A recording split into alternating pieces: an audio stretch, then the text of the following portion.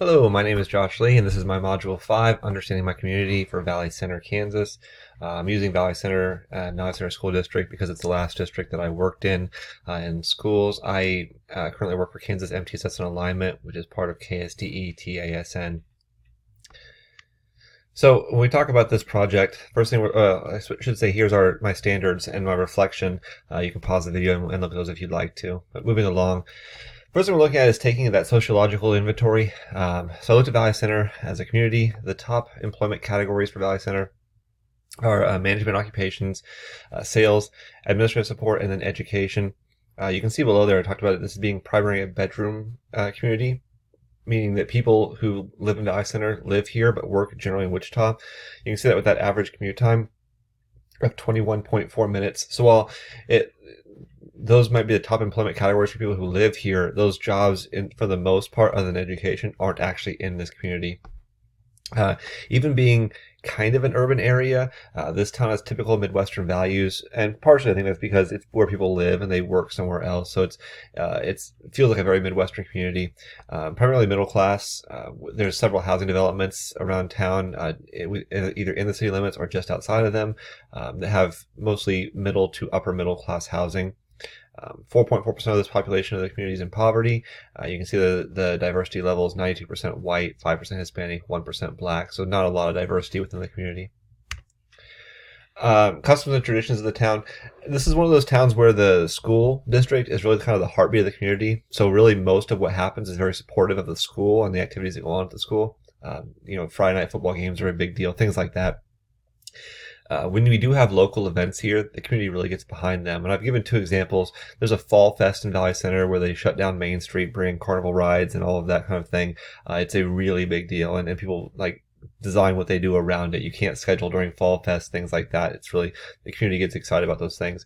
And then a couple times a year they do food trucks on Main, where they again shut down Main Street, bring in food trucks, and it's just kind of a real feeling of community, and the town goes out there and supports the food trucks and just kind of gathers together at those things.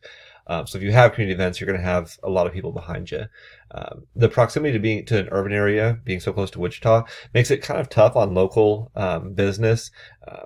People tend to go to Wichita when they need something. And so, we lost our grocery store within the last few years. We've seen business come in and stay and then shut down. It's difficult because people in town don't always support the in-town business. They go to Wichita because it's more convenient. There's more choices or whatever. When we do have change in the community, it's generally very welcome. There's not the feeling of, we've always done it this way. You may see in some rural areas and even some towns this size. As far as population characteristics, if we look at education first, the community as a whole, the adult population, about 94% of them have at least graduated high school.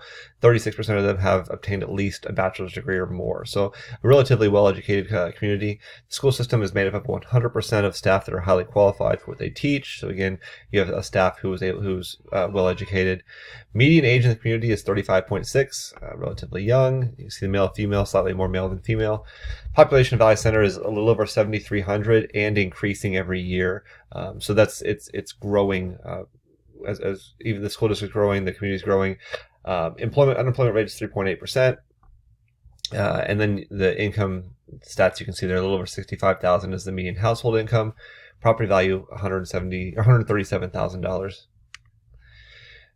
As far as communication goes, there's a local newspaper for Valley Center. It's called the Ark Valley News. It's published one time a week on Thursdays. It has anything that we need to know about what's going on in town and the area. The high school has a class that has a group called Hornet Studios, and that group streams all high school events online. And so that's another area. If you wanted to advertise something or get a message out, you can use that streaming service. People can't go to events. A lot of times they're watching that, and you can get your message through there.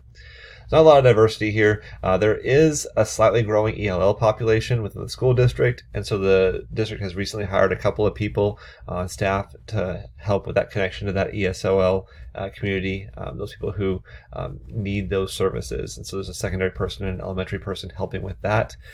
Most news for the town and the community are distributed through social media, the school messenger email system, or being close to Wichita, bigger news stories do make it on the Wichita local news. As far as community groups, there's several community groups. We have Lions Club, we have the Chamber of Commerce group, we have a group called Menacause, kind of a funny name, but it's just a group of community men who put things together and you know, fundraise for events or provide grants to different things that are requested. There's lots of local churches. Most of these groups support the school district all the time. I mean, that's what they do, because that's what's happening in this community. So, you know, the Menacause group, for example, a lot of the grants they give out are teacher requested things that they want to have to help grow our school community. We have a growing recreation department, and within the last few years, they opened a new 9-hole community golf course. They're constantly starting new classes for kids to get involved in and have some involvement in the town. And then we have both Girls and Boy Scouts.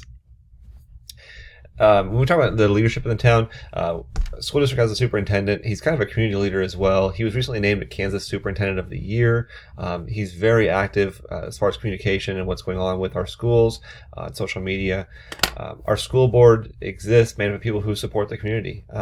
There's an election year right now, and during that election, we have several people running for open spots on the board, and all of them talk about how they just want to continue what's happening with the school district, and they're supportive of what's happening now. Community leadership is this mayor, the city council, and there's a city manager. They kind of have a shared leadership system among the three groups. Our community leaders communicate well. School leadership is an interesting one because some of the building leaders live here in Valley Center and are very available. Other building leaders live in Wichita or surrounding areas and drive into town and commute here. Their kids don't go to school here, and that can be somewhat of an issue because it doesn't feel for the community like they have the buy-in to what we're doing in the school system. So there's a little bit of an issue there as far as accessibility of our school leaders. Our leaders, though, generally seek input when they want to make major decisions. So there's not a lot of like top-down things. It's kind of a shared leadership role when it comes to making major decisions. Economic conditions for Valley Center and for our school district. The primary employer within the community is the school district.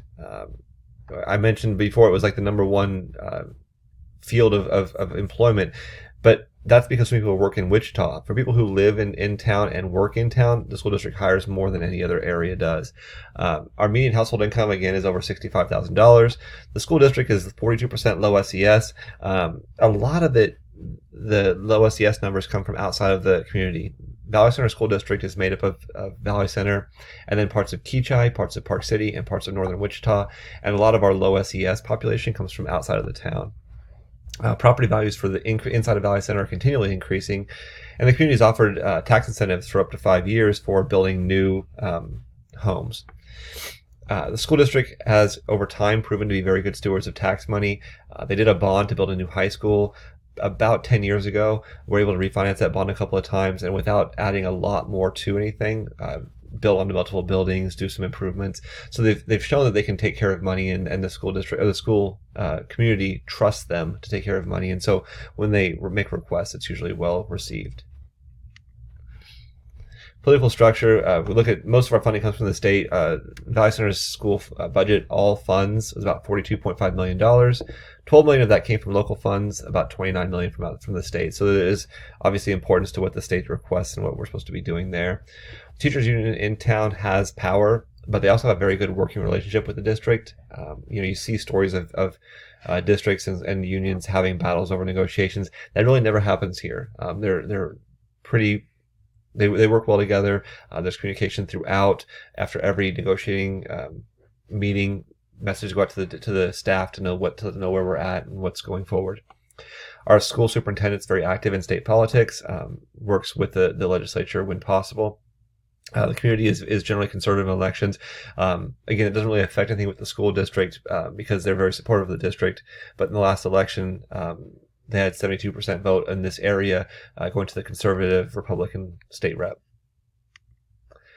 As far as social tensions, there's not a lot because there's not a lot of diversity within the district or within the community. So there's not really the racial tensions; those don't come up. There's a little bit of the have-not type thing that exists in most places with our low SES population and then our non-low SES population having some issues there. It's nothing major, nothing that's overwhelming.